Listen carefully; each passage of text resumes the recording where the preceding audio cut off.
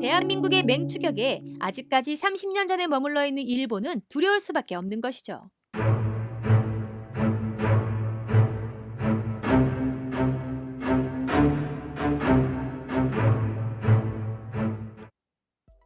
안녕하세요. 세계는 지금 TV온입니다. 시청자 여러분의 구독과 좋아요는 영상 제작에 큰 힘이 됩니다. 현재 일본에선 윤미향 의원의 정의기억연대 의혹이 터진 이후로 혐한 기사가 폭발적으로 늘었습니다.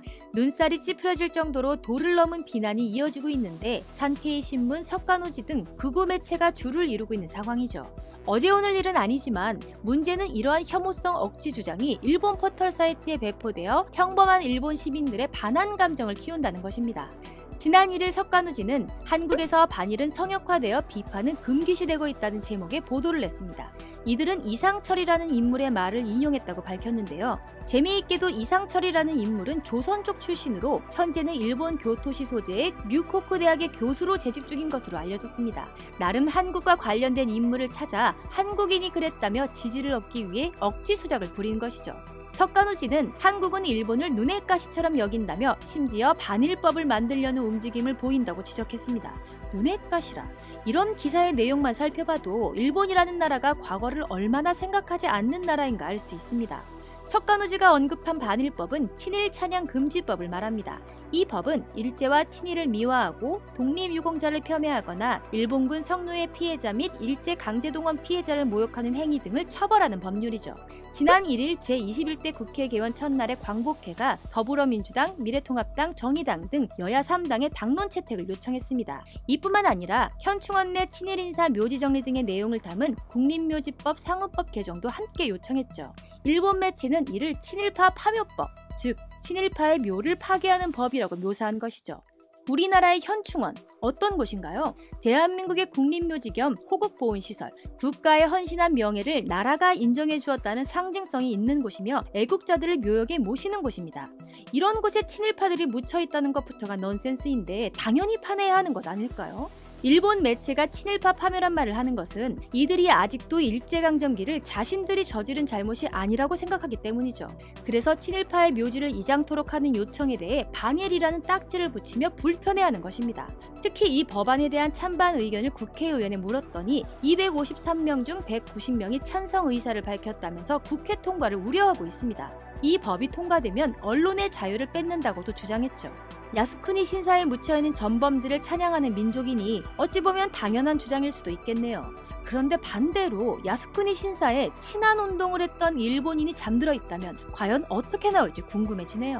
이 와중에 일본은 자국 기업들에 대한 한국 대법원의 일제강점기 강제징용 피해배상 판결과 관련해서 한국 내 일본 기업 자산의 현금화가 이뤄지면 한일 관계는 심각한 상황을 초래할 것이라며 경고하고 있습니다. 3일 이뤄진 강경화 한국 외교부 장관과 모테기 토시미츠 일본 외무상과의 전화통화에서 우리 측의 신중한 대응을 재차 요구한 것이죠. 우리나라의 대법원이 내린 판결에 일본 기업도 아닌 일본 정부가 개입하는 것도 웃긴 일입니다. 민주주의 국가라는 일본에서 독재 국가에서나 보일 법한 일들이 연일 벌어지고 있는 것이죠. 아니, 공산국가인가요? 이와 관련해 일본은 작년 7월부터 한국에 대해 수출 규제 강화 조치를 취하는 보복 조치를 단행했습니다. 그리고 우리 정부는 일본의 수출 규제에 대해 WTO 제소 절차를 재개한다고 밝혔죠. 최후 통첩까지 아무런 말도 없던 일본은 이와 관련해 유감의 뜻을 전했는데 일제강점기부터 친일파 이장, 보복성 조치 등 자신들이 하면 괜찮다는 논리, 이런 자신감은 도대체 어디서 오는 것일까요? 무식하면 용감하다는 말이 생각나네요. 미국의 도널드 트럼프 대통령은 올해 캠프 데이비드에서 열리는 주요 7개국 G7 회의에 한국, 인도, 러시아, 호주 4개국을 초청하겠다고 밝혔습니다. 주요 7개국 회의가 주요 11개국 회의로 개편될지 아직은 알 수 없습니다. 물론 미국이 중국을 압박하기 위한 반중 공동 노선을 연출하려는 의도가 다분히 보이기는 하지만 이번 제2로 국제사회에서의 우리 대한민국의 입지가 어느 정도인지 예측할 수 있습니다.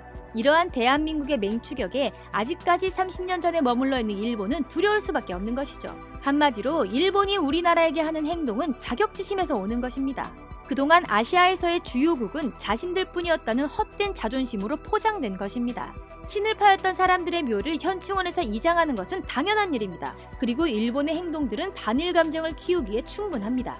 일본은 이러한 우리를 비판할 게 아니라 진정으로 두 국가의 밝은 미래를 원한다면 자신들이 하는 행동, 해왔던 행동들을 진심으로 돌이켜보아야 할 것입니다. 이상 세계는 지금 TV온이었습니다. 감사합니다.